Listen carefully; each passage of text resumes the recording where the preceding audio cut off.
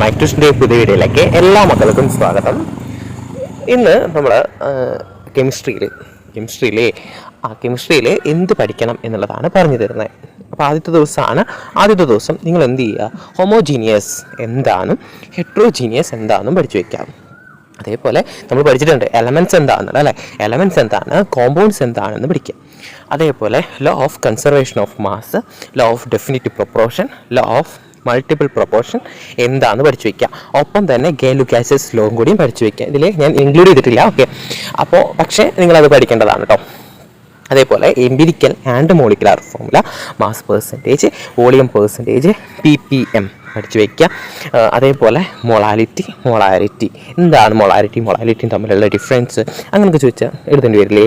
ഇനി limiting reagent എന്താണെന്ന് പഠിച്ചു വയ്ക്കുക, 1 മോൾ എന്താണെന്ന് പഠിച്ചു വയ്ക്കുക.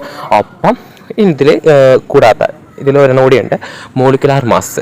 എന്താണ് മോളിക്കുലാർ മാസ് എന്ന് പറഞ്ഞാൽ ഒരു കോമ്പൗണ്ടിൻ്റെ മാസ് എന്താണെന്ന് കണ്ടുപിടിക്കുക, അത്രയേ ഉള്ളൂ. മോളിക്കുലാർ മാസ് തന്നെയാണ്, പക്ഷേ കോമ്പൗണ്ടിൻ്റെ മാസ് ആയ കാരണം മോളിക്കുലാർ മാസ്. ഇനി അതല്ല, ഒരൊറ്റയ്ക്ക് ഇരിക്കുന്ന ഒരു എലമെൻറ്റിൻ്റെ മാസ് ആണെന്നുണ്ടെങ്കിലോ അറ്റോമിക് മാസ് എന്ന് പറയും. ഇതൊക്കെ നമുക്ക് അറിയുന്ന കാര്യമല്ലേ. അപ്പോൾ ഇത്ര കാര്യം ഇന്നത്തെ ദിവസം നിങ്ങൾ പഠിച്ചു വെക്കുമോ?